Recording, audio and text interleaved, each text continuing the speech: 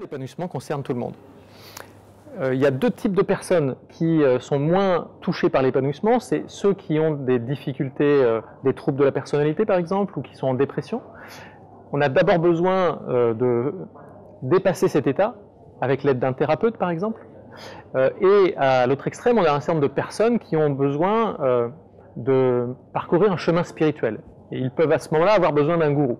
Mais si on n'est ni en dépression, ni sur un chemin spirituel, on n'a pas besoin ni d'expert, ni de gourou. On a besoin de s'épanouir et donc d'écouter son intuition, d'écouter sa voix intérieure, sa petite voix profonde qui nous dit ce qui est bon pour nous. On peut se faire accompagner par un coach, mais l'important, c'est qu'on devienne soi-même son propre coach. Et donc on va faire en sorte de mieux écouter cette voix, de mieux s'habituer à être en contact avec elle, et ça va nous donner une direction pour s'épanouir, pour nous épanouir. Et donc c'est un livre qui concerne toute personne qui veut s'épanouir, à la fois dans sa vie privée, personnelle, familiale, dans ses loisirs comme dans ses projets de réalisation personnelle, et dans sa vie professionnelle, qui est un lieu dans lequel on passe beaucoup de temps et dans lequel on peut également s'épanouir, même si ça ne dépend pas que de nous. Il y a un certain nombre de choix dans sa vie professionnelle qui dépendent de nous. Le manager d'une équipe a un rôle prépondérant à jouer. Il a un rôle prépondérant à jouer, non pas parce que c'est lui qui va épanouir ses collaborateurs, parce que c'est chacun qui s'épanouit lui-même, c'est une démarche intérieure. Là où il peut avoir un impact fort, c'est dans le contexte qu'il va mettre en place. La situation, la manière de gérer qu'il va mettre en œuvre et qui va faire en sorte que c'est favorable à l'épanouissement de ses collaborateurs.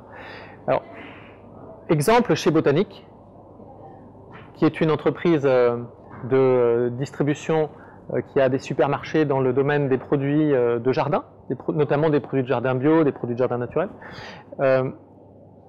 C'est une entreprise qui vend des produits dans des magasins dans lesquels il y a une atmosphère, une expérience à vivre. Et donc, ils s'intéressent beaucoup à l'épanouissement de leurs salariés, de façon à ce que leurs salariés, à leur tour, lorsqu'ils rencontrent des clients, aident les clients à s'épanouir dans le magasin.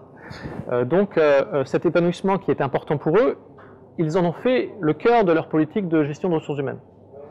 Ils ont une politique qu'on appelle de gestion par le calme, donc de management par le calme. Et concrètement, ça veut dire que le manager est responsable de la mise en place d'un contexte favorable pour que les personnes puissent s'épanouir. Alors, ça passe, par exemple, par le fait de ne pas dire à chacun ce qu'il a à faire, mais dans le cadre d'un périmètre de responsabilité donné, de laisser les personnes elles-mêmes trouver leurs propres solutions, prendre des initiatives, prendre des responsabilités, et de les accompagner pour qu'elles puissent décider par elles-mêmes ce qui convient le mieux. Donc ça, c'est une manière de manager qu'on peut appeler le management délégatif. Parfois, on appelle ça prendre le rôle du manager coach. Et plus généralement, c'est une manière de faire qu'on peut aussi utiliser comme parent, ou qu'on peut aussi utiliser comme ami, ou qu'on peut aussi utiliser comme collègue. C'est une manière de se relier à l'autre qui va faire en sorte qu'on ne va pas essayer d'imposer sa voix à l'intérieur de son ami, de son enfant, de son collègue. On va faire en sorte que la personne trouve elle-même sa propre voix, avec un X, et également à terme avec un E. Et donc, en posant des questions, par exemple, on arrive à faire en sorte que la personne trouve ses propres solutions sans qu'on la pollue avec nos propres idées. Parce que très souvent, quand une personne vient nous voir avec une question, on lui dit « Ah oui, ça me rappelle un ami qui avait le même problème et voilà comment il l'a réglé. » Et souvent, on pollue en fait la réflexion de notre interlocuteur. En faisant en sorte qu'il trouve sa propre voie intérieure, on va l'aider à avancer sur le chemin de son propre épanouissement. Donc c'est une manière de se relier à l'autre qui est une technique utilisée par exemple dans l'entreprise Botanique que je vous citais, dans d'autres entreprises également, et qui peut aussi être une manière de se relier dans la vie privée et dans la vie amicale ou familiale.